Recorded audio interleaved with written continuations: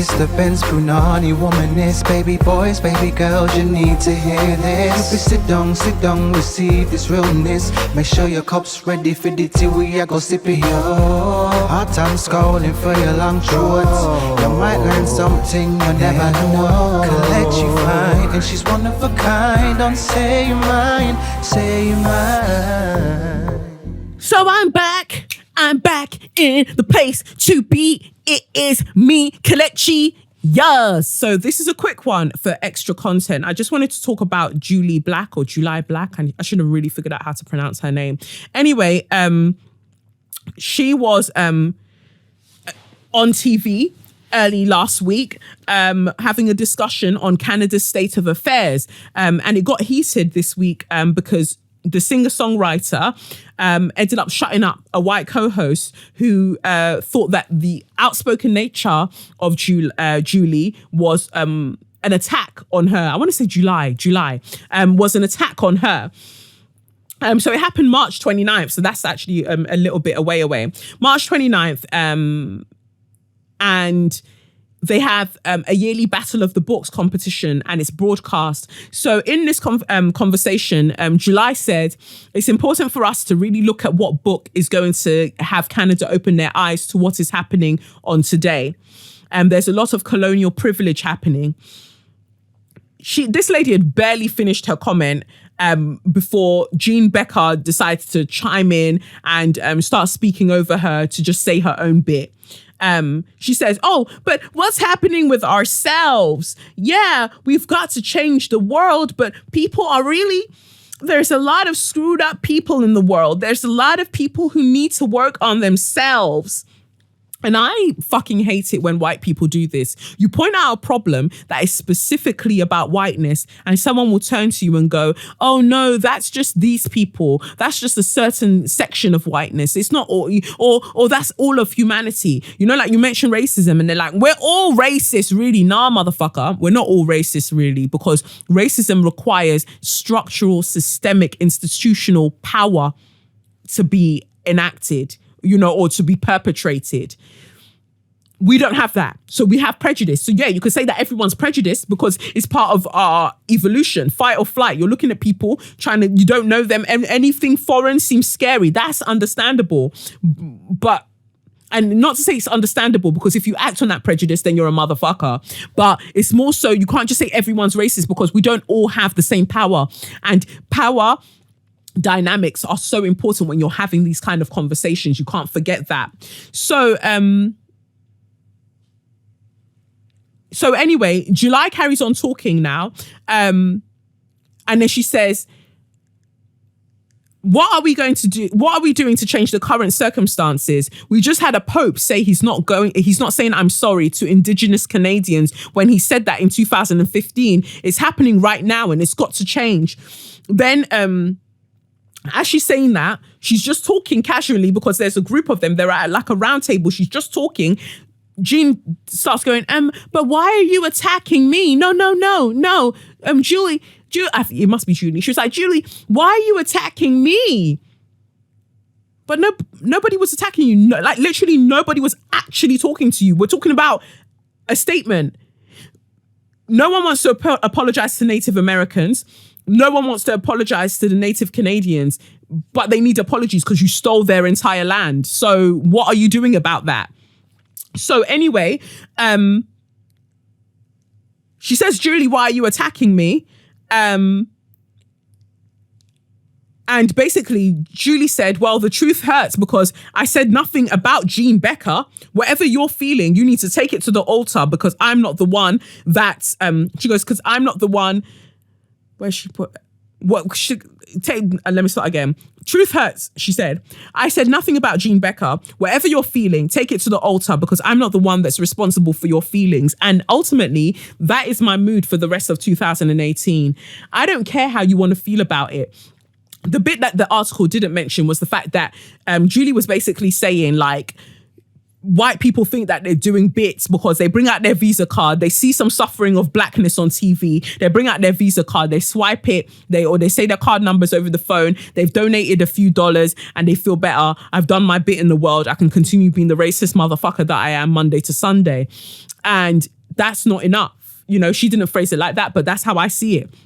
The most racist people, and I've said this on the show before, some of the most racist people that I've ever known are the ones that will now, after they've said all their racist bullshit, will now turn to you and go, oh, but, you know, I give to Oxfam and I give to this one and I give to that. I don't give a shit who you give to. You didn't give to me.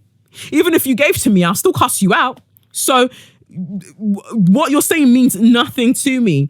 So now Jully's making a point. She's just making a point about what's happening in society.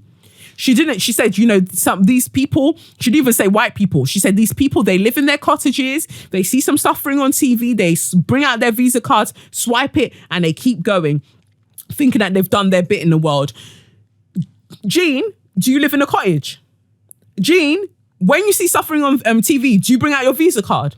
Okay, so you are now telling on yourself. You're the one telling on yourself and letting us know. You're letting us know that you are the person she's referencing, but Jully never mentioned you.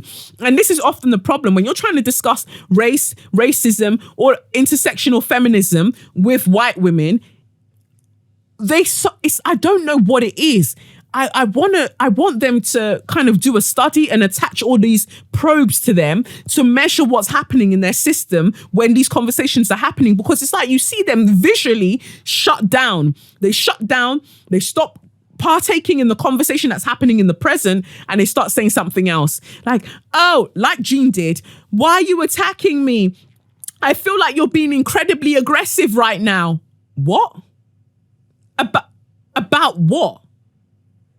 And it was so painful for me to watch that video clip, because I saw that video clip earlier on in the week, and I wanted to share the frustration and the pain. And I was just, I said to my partner, oh, look.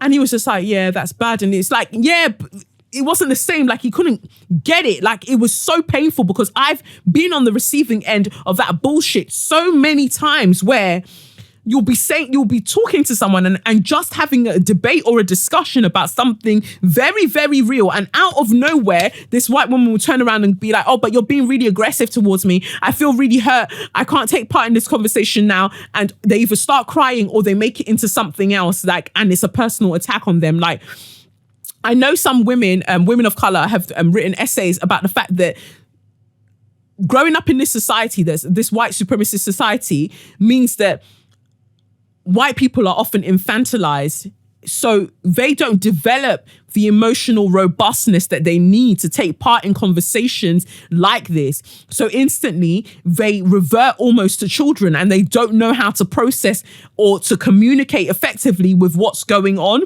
And they start using tools that are actually very, very detrimental to what they should be talking about. And I see it. You know, and I see it. So like, Jully's there talking to a table of people. Jeanne starts leaning forward and she's like, but why are you attacking me? And she repeats it over and over. And it's such a dangerous thing to do. And you can't tell me that it's subconscious. It's a very conscious decision to turn to a black woman and go, oh, I feel like you're attacking me, because what you're doing is you're perpetuating a stereotype, and you're very, very aware of that stereotype. So what you're doing is, you want her to do the opposite and be quiet and say nothing and just take what you're doing. That's all I believe when they say things like this is ultimately what I believe it to be. They want to force us into silence, because then we should be scared of appearing angry or appearing confrontational or appearing like we're being aggressive. So we just don't talk. And in that way, they can continue on their merry white way.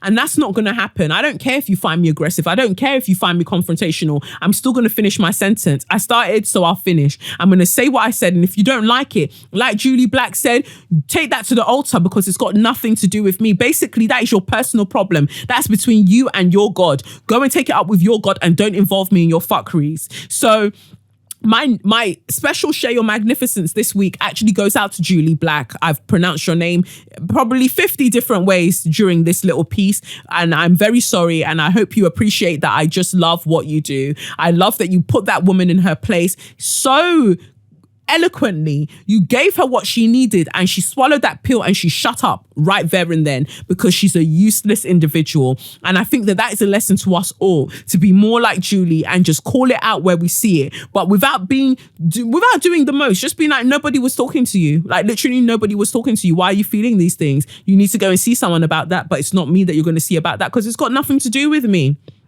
So I hope that sets up your mood for the rest of the week. That's my extra bit of content that I'll continue building on and just letting you know the bits and the bobs as they happen.